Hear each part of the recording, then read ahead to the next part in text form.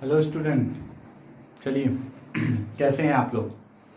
तो बताइए कैसा लग रहा है, समझ में सब कुछ आ रहा है अच्छे से प्रॉपरली या कोई प्रॉब्लम हो रही है? उम्मीद है समझ में आ रहा होगा आपको। आइए आज हम क्लास 11th के सेकंड लेक्चर की तरफ थर्ड लेक्चर की तरफ बढ़ते हैं। पहले लेक्चर में हम लोगों ने इंट्रोडक्शन पे काम किया था। उसके बाद फिर हमने आपको बताया कि लॉ ऑफ केमिकल कम्बिनेशन, जिसमें हम लोग ऑलरेडी दो लॉ पे काम कर चुके हैं, law of conservation of mass and law of definite proportion. आज हम लोग बात करने वाले हैं लॉ ऑफ मल्टीपल प्रोपोर्शन की। तो आइए हम चलते हैं, आगे बढ़ते हैं। नेक्स्ट लॉ है law of multiple proportion. Law of multiple proportion. अब हम बात करेंगे लॉ ऑफ मल्टीपल प्रोपोर्शन की। ये लॉ ऑफ मल्टीपल प्रोपोर्शन क्या होता है, ठीक है? ओके, कोई दिक्कत नहीं है। अब देखो, अगर लॉ ऑफ मल्टीपल प्रोपोर्शन की आप बात करते हो तो लॉ ऑफ मल्टीपल प्रोपोर्शन में सीधी सी बात है, होता क्या है आपको मैं शॉर्ट में सीधे से बता देता हूं कि व्हेन टू और more than two, when two और more than two element are combined to each other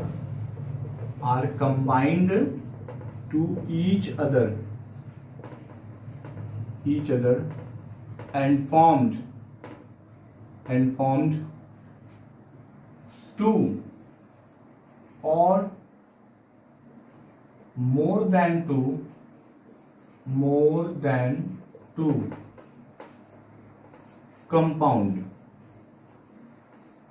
compound, then the fixed mass of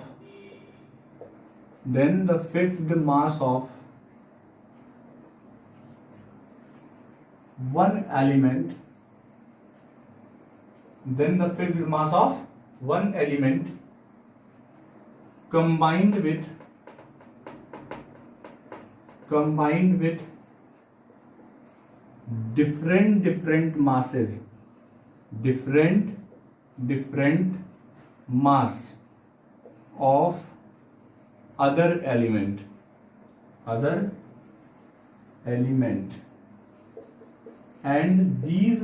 and these masses are in simple whole number ratio, यानी ये मास एक दूसरे से simple whole number ratio में पाए जाएंगे। That is called law of multiple proportion. एक बार फिर से देख लीजिए कि व्हेन टू और more than two element are combined to each other and formed two और more than two compound, then the fixed mass of one element combined with different mass of other element and these masses are in simple whole number ratio। ये तो है virtual definition of law of multiple proportion की। यानी यहां से आपको multiple proportion की definition समझ में आ गई होगी कि मल्टीपल प्रोपोर्शन किसे कहते हैं, ठीक है? हम एग्जाम्पल के थ्रू समझाने का प्रयास करते हैं कि ये जो वर्ड में कहा गया है वो कहा क्या जाए। तब तक आप इस कम से कम डेफिनेशन को कॉपी कर लीजिए, ठीक है? तो डेफिनेशन कॉपी हो गई होगी, आइए देखते हैं। क्लियर है? अब देखिए कहना क्या चाह रहा है, एक एग्जाम्पल के थ्रू समझाते हैं कि वो क्या कहना चाह रहा है। देखिए, अगर हम एग्जाम्पल एक कंसीडर कर लें, फॉर एग्जाम्पल एक एग्जाम्पल लिया और एग्जाम्पल में है hydrogen and oxygen are combined to each other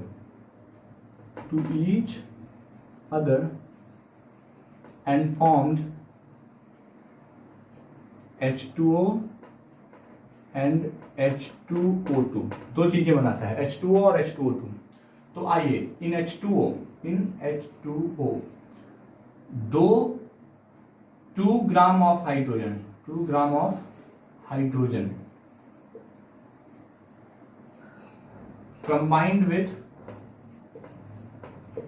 combined with कितने से 16 ग्राम ऑफ ऑक्सीजन, दिख रहा है। फिर इन H2O2 फिर से देखिए 2 gram of hydrogen, 2 gram of hydrogen combined with how much 32 gram of oxygen.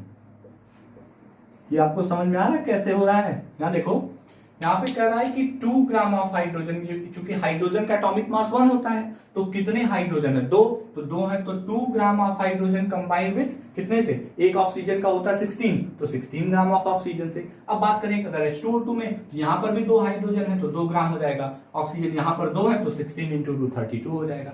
अब कह क्या रहा था कि एक और हमने फिर से डेफिनेशन पढ़ते, ये कह रहा था व्हेन 2 और मोर देन 2 एलिमेंट, तो फिलहाल हमने यहाँ पे 2 एलिमेंट का लिया है। When 2 or more than 2 elements are combined with each other and formed 2 or more than 2 compound, then the fixed mass of one element, कौन से एलिमेंट का मास फिक्स है? हाइड्रोजन का मास फिक्स्ड है। Then the fixed mass of one element combined with different masses of another element, देखो oxygen के मास से अलग अलग मास कंबाइंड हो रहा है, हाइड्रोजन के सेम मास से ऑक्सीजन का अलग अलग मास कंबाइंड हो रहा है, ठीक है, combined with different masses of another element, and these masses are, मतलब इन मासेस की बात हम लोग कर रहे हैं, and these masses are present in simple whole number ratio. तो 10 यहां पे हम लिख सकते हैं 10 ratio between mass of oxygen कितना हो जाएगा बोलो? 16:32, तो 16 1 जा 16 2 जा बराबर 1:2। ये है आपका law of multiple proportion. I hope पहला एग्जांपल आपको समझ में आया होगा, ठीक है। चलिए एक और एग्जांपल लेते हैं ताकि जो डाउट बचा है वो भी क्लियर हो जाए, ठीक है। तो इसको कॉपी कर लीजिए। चलिए आइए अब दूसरा एग्जांपल लेते हैं। अब सेकेंड एग्जांपल में हम लोग क्या करने वाले हैं, हम H2O की जगह अब की बार H2O2 लेने वाले हैं, मतलब दूसरा एग्जांपल लेने वाले हैं। जैसे हमने लिया कार्बन एंड ऑक्सीजन फॉर्म्ड, क्या बना रहा है देखो, एक बनाता है CO, एक बनाता है CO2। इन CO देखो 12 gram of carbon, 12 gram of carbon combined with कितने से? 16 ग्राम ऑफ ऑक्सीजन। बात समझ में आ रही है? सिमिलरली इन CO2 फिर से 12 gram of carbon combined with कितने से? Once again 32 gram of oxygen. अब देखिए फिर से 12 16 12 16 12 32, तो शो क्या रेशियो बिटवीन